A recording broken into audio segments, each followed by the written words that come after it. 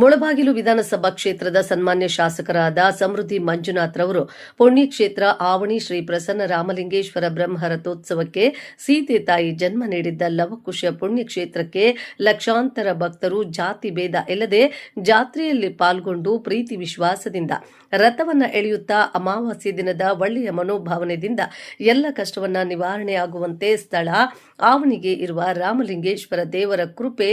ಈ ಜಾತ್ರೆಗೆ ರಾಜಕಾರಣಿಗಳು, ಮುಖಂಡರುಗಳು, ಆವಣಿ ಗ್ರಾಮಸ್ಥರು, ಕೋಲಾರ ಜಿಲ್ಲೆಯ ಜನತೆಯೂ ಹಾಗೂ ಭಕ್ತರು ಒಂದುಗೂಡಿ ಈ ಕಾರ್ಯಕ್ರಮವನ್ನು ಭಕ್ತಿಯಿಂದ ನಡೆಸಿಕೊಂಡು ಬಂದಿರುತ್ತಾರೆ. ಈ ಬೆಟ್ಟಕ್ಕೆ ಪುರಾತನವಾದ ಒಂದು ಕಥೆ ಇದೆ. ಇದರ ಪ್ರಯುಕ್ತ ಶಾಸಕರಾದ ಸಮೃದ್ಧಿ ಮಂಜುನಾಥ್ ಅವರು ಅಧಿವೇಶನದಲ್ಲಿ ಈ ಬೆಟ್ಟಕ್ಕೆ ವಿಶೇಷವಾಗಿ ಅನುದಾನವನ್ನ ಕೇಳಿದ್ರು. ತುಂಬು ತಾಣ ಕೋಲಾರ ಜಿಲ್ಲೆಯಲ್ಲಿ ಟೂರಿಸ್ಟ್ ಪ್ಲೇಸ್ ಮಾಡಬೇಕೆಂದು ಶಾಸಕರು ಅತಿ ಮನೋಭಾವದಿಂದ ಇದರ ಬಗ್ಗೆ ಕಾಳಜಿಯನ್ನು ವಹಿಸಿದ್ದು ಅಧಿವೇಶನದಲ್ಲಿ ಗಂಭೀರವಾಗಿ ಈ ದೇವಸ್ಥಾನದ ಬಗ್ಗೆ ಚರ್ಚೆಯನ್ನು ನಡೆಸಿದ್ರು. ಆ ದೇವರು ಎಲ್ಲರಿಗೂ ಸುಖ ಶಾಂತಿ ನೆಮ್ಮದಿ ಕೊಡಬೇಕೆಂದು ಹಾರೈಸೋಣ.